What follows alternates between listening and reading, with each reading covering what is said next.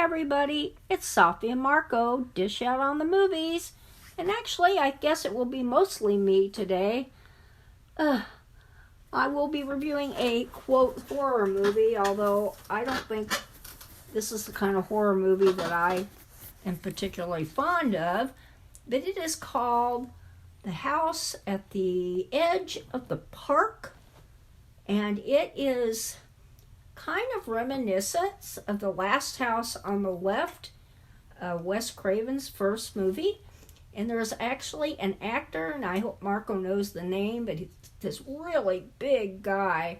And he was in The Last House on the Left. He played the villain.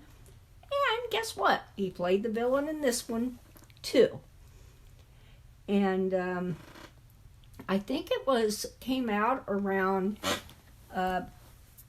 like the end of the 1970s. And anyway, we come... 1980? Okay, Marco says it came out in 1980.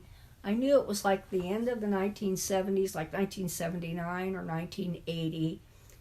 But anyway, you have this guy, and he's the main star, really, of the movie. And he was the one who was in that, like I said, The Last House on the Left. He's the bad guy, and he's the star. He's the bad guy and the star. Which is cool, because it's like, I'd rather watch movies where the bad guys are the main characters, because they're just so much more interesting and fun. Well, yeah, the other characters seem kind of be supplemental characters. Boring. Just supporting. Just typical people. Not very interesting compared to a rapist murderer. So anyway, this guy is what Marco just said, a rapist murderer. And he opens up with, and I had some questions about the movie, and I talked about it with Marco, where there were some open questions about the what happened and a few other things. And it seems like it's like any other movie we've had trouble with lately, but not as much, where there's like openings, like holes, plot holes, and it's up to us to fill them in, and I just don't agree with that. I just think that you're a boomer, and so you have these boomer problems with the movie. I don't know, but I don't like all that violence. But fortunately, the copy I was watching was on a really off little... it was on Sling, and they bleed it out, like with smoke. Sorry, I still have kind of a cold. But they bleeded out everybody's body parts, male and female. There was no... everybody had equal opportunity leaping out. And they also, if they said really bad swear words, those were also bleeded out. It's really bizarre. They're showing you a brutal rape scene, but they blur it out a little bit, so it makes it better. Apparently, like, that's just fucking retarded. It's like, it's just stupid. It's like, this is some sort of a horror channel called Screambox. Yeah, I bet these movies probably play at night. Why is all this stuff censored on television? Like, see, that's the thing. Like, if I want to watch this movie, I'm just going to pirate it, because you can find it all over online for free, and they're not going to censor it like I'm a little baby who's up at like 10 o'clock at night watching horror movies. Well, I'm going to fucking watch the movie. I thought even though I don't care for all that stuff, I thought it was weird. I've never seen anything like that. And nowadays, well, Marco says they don't show anything. Well, they don't. If they do, it's men. Right, yeah. It's men. But that was not the case. They did not show anything on anybody, and they bleeped out swear words, some kind of swear words. Fuck. Oh, fuck. I don't know. Fuck. I was just trying to get through the movie. Did you like that, Safi? But what happens? Well, that YouTube doesn't like it, so I don't know why you did that. Fuck. Don't do that. That doesn't help your channel. Shit. To swear like Bitch. that for nothing. It's nothing. So anyway, this bad guy, he's apparently some kind of bad person who preys on women. And they come they drive along and it's dark, but it's not exactly there's no people around. I mean, there were tons of people that were coming like out of the city, and they were going through this park, and I don't know how he could see her. This is the problem I have with it. He ran her down with his car, and then of course the dum-dum doesn't have her window up, and her door's locked.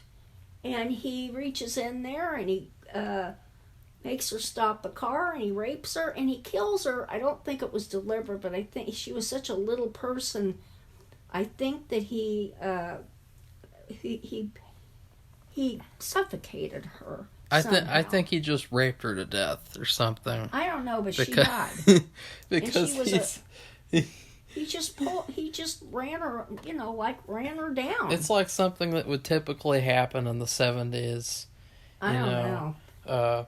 And it's funny, too, because if they made the same movie nowadays, they get heavily criticized because this main guy, he is totally, like... evil. He's so stereotypical in terms of the type of person you would see as a bad guy in the 70s. Like, he has this, like, afro. I think he's Hispanic. He looks kind of like a Vietnam veteran. He's real big. I mean... And he looks like someone where it's like, ooh, you're making those types of people look like they're bad guys? Ooh, you're racist or something. Like, that's what they would say nowadays. Even though he's the bad guy. Like, and he is probably one of the greatest horror movie bad guys of all time. That's a terrible coughing. Is that your review, Safi? So he does one thing that was very significant, but it may have looked insignificant to anybody else. He ripped off her necklace. Well, he didn't really rip it to where it broke, but he got it and then he put it on himself. So he goes to his friend's house, and I don't know what about the time, but this is like his best friend. His best friend is kind of a lesser person, and they have an auto shop. His best friend is retarded. Yeah, he's kind of slow-witted. He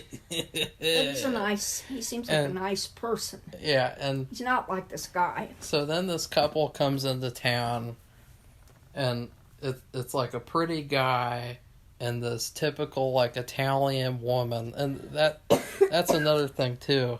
While Safi is, like, dying from a chronic cough, you can tell that this movie's an Italian movie. Well, all the people make it, they're Italian, if you look at the credits. Safi, you just wait.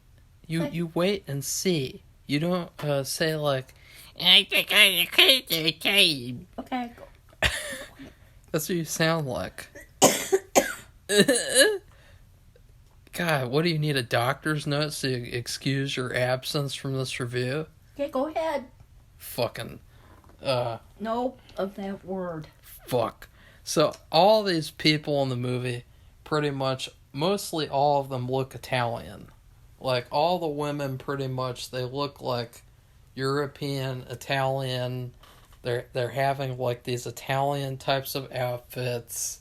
Like, especially the main guy. You know, before he gets to the house, he's dressed in this, like, yellowish suit.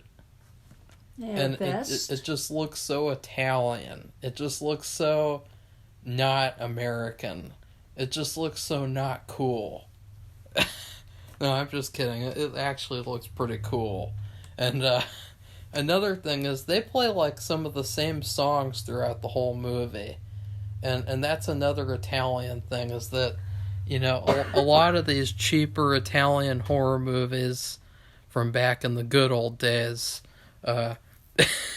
they did not have a budget to get like music from people, so they would just use like the same songs over and over again because they do that in this movie.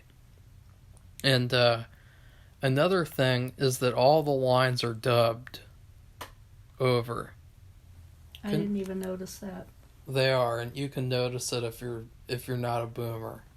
No, I usually notice stuff like that. I guess everything was so smoky. Like one couple was going at it and there was so much smoke everywhere. It's just unbelievable. Oh, yeah. Yeah. I mean, it just blots out almost the whole picture. Yeah, Safi watched the Pussy edition. Yeah, I did, and I don't care because it's not a movie that I care how would for. how would you say that in Italian? Let's look up how to say that in Italian. Safi, What? talk about the movie. I'll try. So Don't die, Safi. So anyway, this couple comes to this shop, and they're having car trouble. And the bad guy and his buddy, they're about ready to go. You know, they're ready to go paint the town. And the bad guy's wearing the necklace. And you don't really think about that, but if you watch the whole movie, then you're thinking about it. So anyway... here we got it. Pussy edition is Edizione Figa. Edizione Figa. Okay. Yeah, so Safi watched the Edizione Figa. Safi watched the Edamame Figa edition. Marco's getting Japanese now, mixed up with Italian. The Edamame Faga edition. So the couple is really desperate, and they want this car fixed. And so the lesser guy, who's really good at mechanics too, he looks at the car and it's just a little misplaced wire. It got out of place. That's what I mean by misplaced, of the alternator. And he put it back where it belongs, and the car was fine. And then the couple invites them to a party that they're having with friends.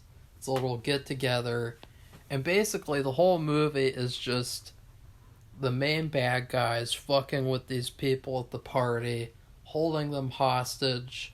I guess they're gonna rape all of them except for the guys, and then kill them possibly, and then leave.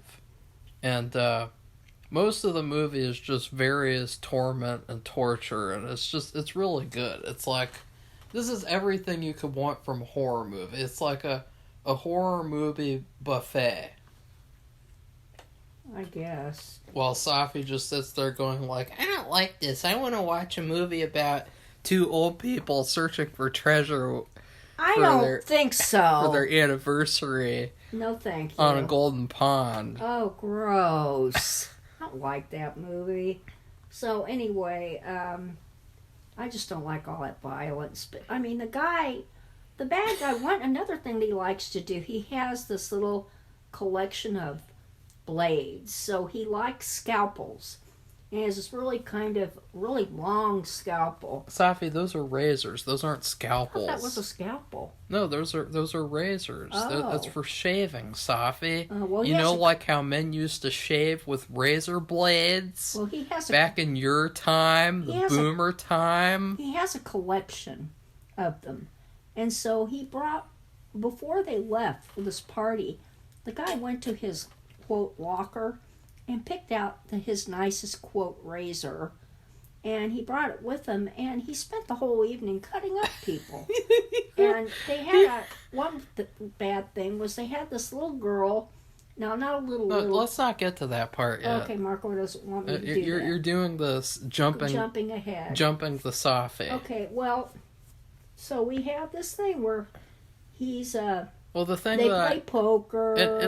It's fun because he uses this little tiny razor blade the entire movie, and it just never breaks. It reminds me of what was that one movie? There's this one movie, and the bad guy, he had this tiny little knife, and he stabbed people the whole movie, and it never even broke or anything, even though it's this tiny little knife. But it reminds me of that. I think that was an episode of a show. Really? Yeah, because I think I remember that.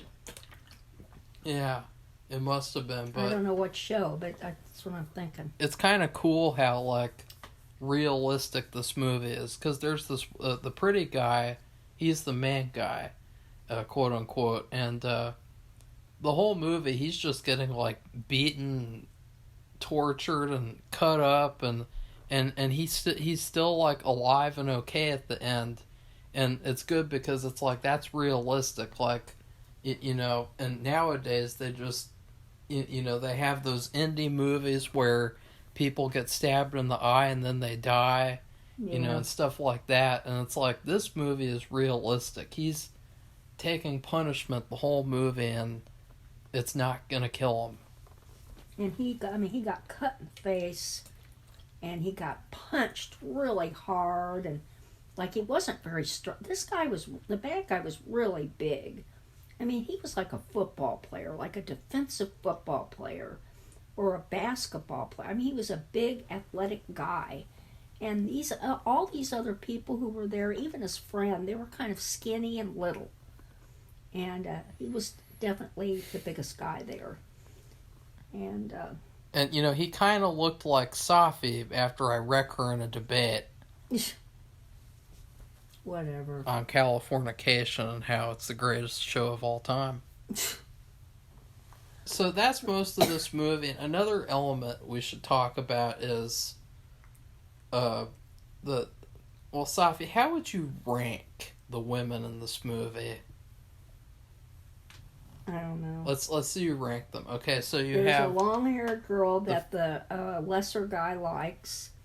She has like black hair, and she's kind of outspoken. But they hook up. They hooked up outside, and I didn't get that. Yeah, she actually ends up liking him, Yeah. and that's kind of a subplot of this movie, is that his friend is not really evil at all, and he just wants the main guy to be his friend. Yeah, he wants that too. So it's like he's just a follower. Yeah. And there's a really cool part where the main guy stabs him on accident. And well, he got mad at him, but he kind of just lost control a little bit, and then he stabs him, and like, oh no, they made me do this. And it was a lot more interesting than, like, in Scream, you know, where he stabs him on purpose to make it look like Sidney did it. It's like, no, in this, it's like a total accident. He stabs him because he's so psychotic that he just completely lost himself. Yeah. But so, the women in this movie, Safi's going to rank them because I don't know why I need to do that. There's an African woman who is bald. She's from Wakanda. Yeah, she looks like she's from Wakanda. She has this very interesting shaped eyes that have, like, they're lined, and I don't know, they're very. She looks like she's from Wakanda. You could take her and transport her to 2022 and whenever the first one came out. Wakanda. She could be part of the movie and fit right in. And so you have those two we already talked about, and then you have another short-haired woman, and she was with the pretty guy at the gas station. Italian. And then you had the teenage girl, the blonde girl. Now, this is a girl who came in near the end of the movie. She was visiting. She couldn't have been a teenager in real life because I think she was fully naked. So, you know, they wouldn't do that back then unless it was like just them taking a shower or something. Or it was, I don't know, I'm not sure, but I'm just going to bet that she's not 16 in real life as she is in the movie. But she looked like it. She was dressed like it. And well, you can do a lot with wardrobe and makeup, so... Yeah. And the way she was wearing her hair. And then you have the girl in the opening who got raped to death. She had another short hair. Yeah. Looks kind of like a Russian dyke. So, Safi, how would you rank these women? I thought she was... how would you rank them? I thought she was interesting, and well, we'll find out what is the significance of her other than the guy raped and killed her. Uh, uh, then we have the, I don't know, the young girl. Then we have the long black hair girl. Then So we have are you the going short-haired, are you white going outfitted girl. Are you going from best to worst or worst to best? I just looking at best to worst. Oh, okay. In terms of the way they're dressed. You think the first one who got raped to death is the best one? I thought she looked good. Oh. She had a really cute, the haircut, well, I don't like short haircuts, but you know what, back then, at that year, I worked at Crown Center Hotel in Kansas City, and I worked with somebody who had that kind of short haircut. That was the thing. Did you think she was smoking? I didn't like that. I didn't like it, but it looked good on her, but she had it fashionably done. The one I was working with, it just looked like she got scissors and chopped her hair off. Looked awful. What if that was all she could afford? Fucking No. No. Okay. So then, as the movie goes on, it just gets crazier and crazier, and finally at the end, this teenage girl comes over, and he gets really excited, and he's gonna rape her for sure. Because she's a virgin. And he's cutting her up. I mean, he cuts her up practically to all pieces. All over the place.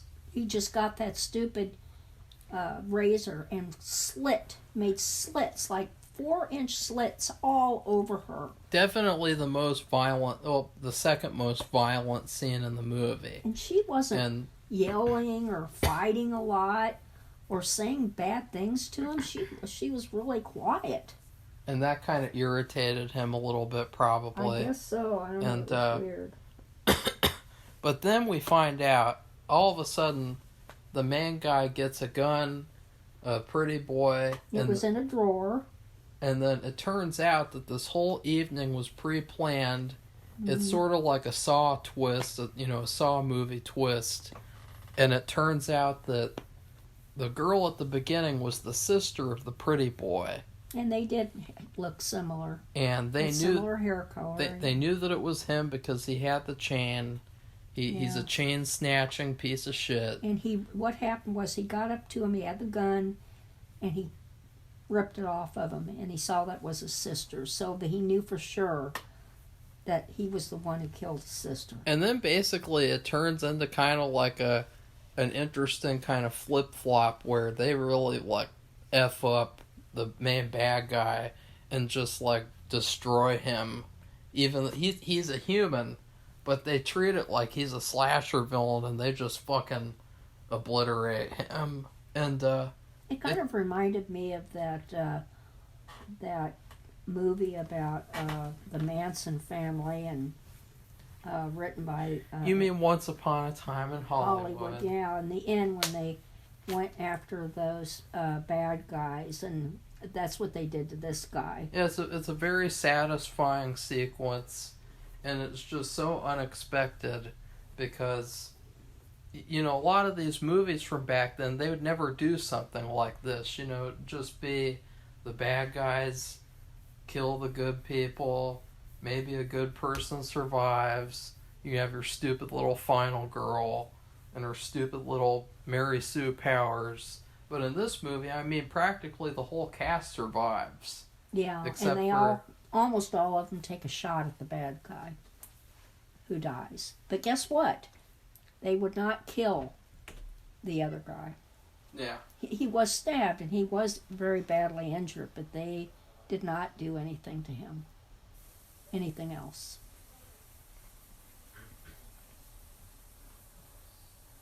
So Marco has left the room. I guess he'll be right back. But he wants me to do some kind of food review, and I guess there was a couple of holes I didn't like, but it was a surprise at the end. Now, I don't know if you've ever listened to our channel. I am a fan of surprises because a surprise is like a plot twist, and it pops up out of nowhere, and you don't expect it, and it helps the show, especially if it's dragging or not good. And it was a very scary, horror-filled show because this guy was, he was like abusing all these people, and they were all like And that's the thing. I don't know if they were all in on the scheme or it was just this couple. Like, they say, okay, we think this guy is the one who It was the whole party, got except my for sister. except for the teenage girl. Yeah, she just popped in for a visit. I don't know what that was about. And so that was kind of the interesting part, was where it felt like the good characters were becoming as bad as the bad guy, because it's like they really screwed up this teenage girl for life. Like, Yeah. She's gonna be really mad at these people. She's got like a cut on every inch of her body. She does, and it's horrible. But the other thing is, and he told the guy what happened. He said, that girl was my sister, and you raped and killed her.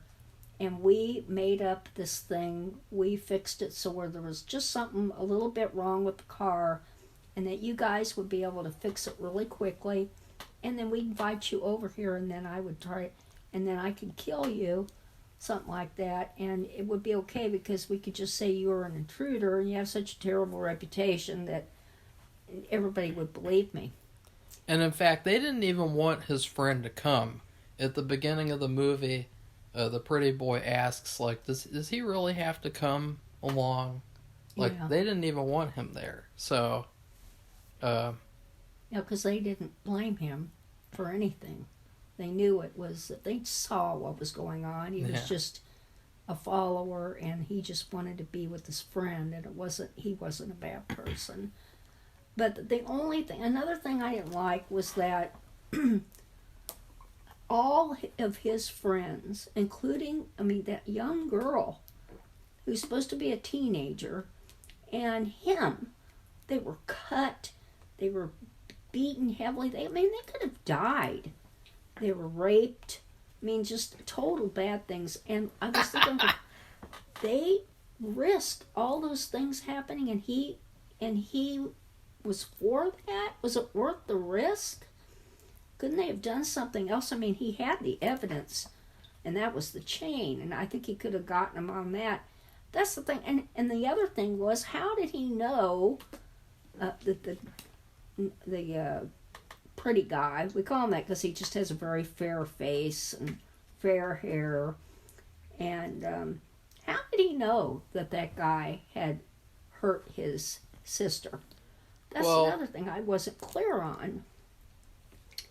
So that's what I'm saying. There was a few holes where they just skate by it, and you just accept it. And you can theorize. Like, I think that there might have been eyewitnesses who saw him and just saw like a person leaving the scene.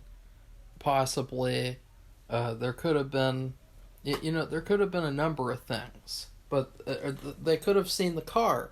They could have gotten like what type of car it was or something. I don't know. But the thing is that the point of the movie is that it's a horror movie, and Safi's a boomer, so she's treating it like Citizen Kane. Well, I don't like, the surprise was nice. And that was like a little surprise box that we picked up at the end. It was almost at the very end.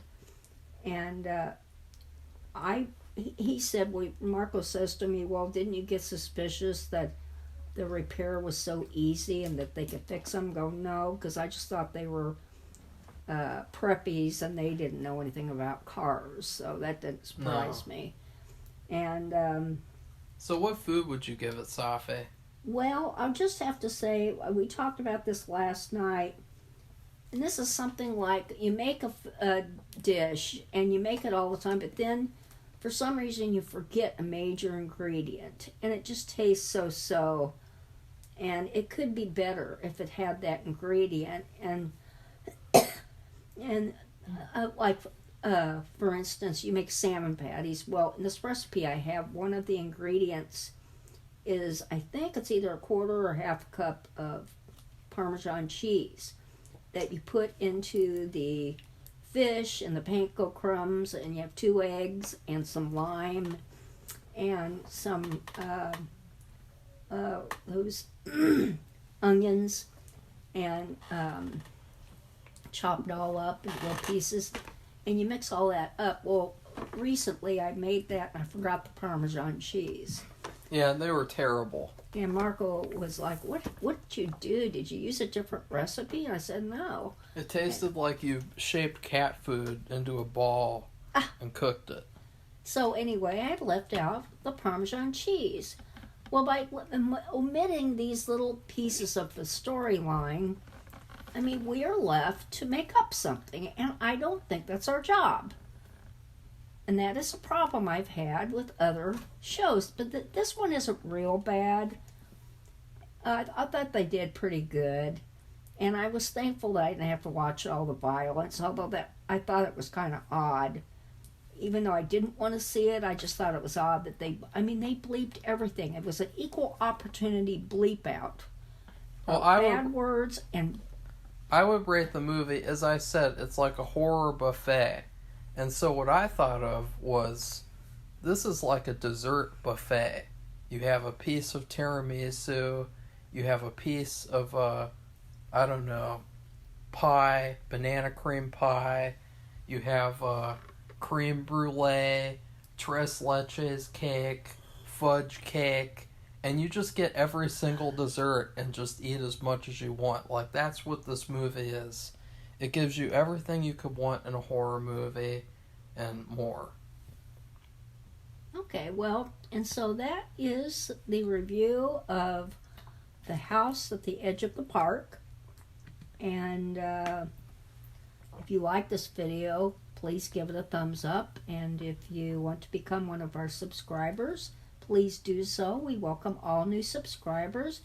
You can tell us if you've seen it and what you think about this channel, smudging out everything, and if you prefer watching a channel like that. Screambox. But one thing they did that was interesting, they did all these little claymation with horror figures and all kinds of different stuff with lighting and scary creatures at night and haunted houses. They would show this like before the commercial and after the commercial, like segueing into the film and segueing out. And I thought, and there were lots of them, and they had a whole ton of them. I thought those were interesting. I liked those. So that's it, everybody. Goodbye. And bye.